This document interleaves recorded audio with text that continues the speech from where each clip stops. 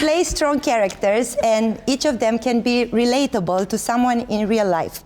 If you could give your character one piece of advice, what would it be? For Benedict, it would be let go. I think he's someone who, deep down, is actually quite nervous and quite sort of controlling, although he hides it very well. And so I think let go would be my piece of advice. Wow. Yeah. I'd say it's okay to surrender yourself to someone. Yeah, and let your walls down a bit. Nice. I think, oh God, something to do with it's okay to live authentically, to kind of remove the idea of what you should be from you. Good one. Something like that, said much better than that. I think it would be calm down. Calm down. Calm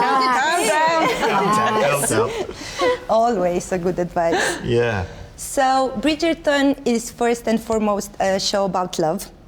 And whether it's romantic love, friendship, self-love, and nowadays love is pretty complicated. So what do you think we can learn or better understand about love through season 4? That it takes time, probably.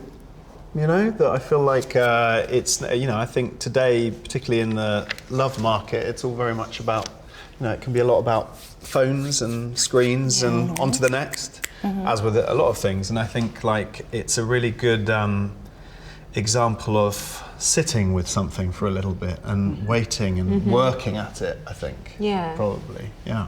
It's okay to take a risk and be courageous with love, I think. Send that text message you were, you know, hesitant about texting. Well, people, there's a sort of cynicism, isn't there, a little bit? And I think what's lovely about Bridgerton is it's a totally uncynical show about love, I think. Definitely. Yeah. Although it's set in the Regency era, Bridgerton feels very modern and has had a real impact on the audiences. So why do you think this show has become so widely loved? I think, well, predominantly it's about love. I think it allows us into a fantasy. I think it takes us away from a lot of reality that is quite grim at the moment. I think it allows people to be visible when they haven't always been visible. And it's a lot of bloody fun. Good one. Yeah. Season 4 is very revealing for your characters, and each of them goes through a major transformation and discovers something meaningful about themselves.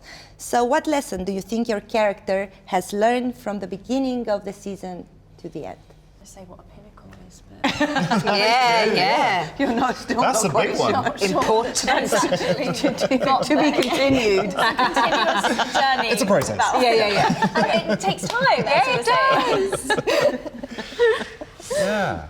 I think also just like there's a nice, there's a huge meaning to be found in growing up, I think. Like, I think, you know, Benedict sort of probably is someone who wanted to stay always in his sort of young mode in terms of like just being free and not having to answer to anybody and not really giving anyone too much of himself. So, yeah, I think he learns a lesson, I think, about truly, and also I think he learns a lesson about his own flaws. I think, you know, his own blindness and that's quite humbling, I think, as well. Yeah, lots of stuff.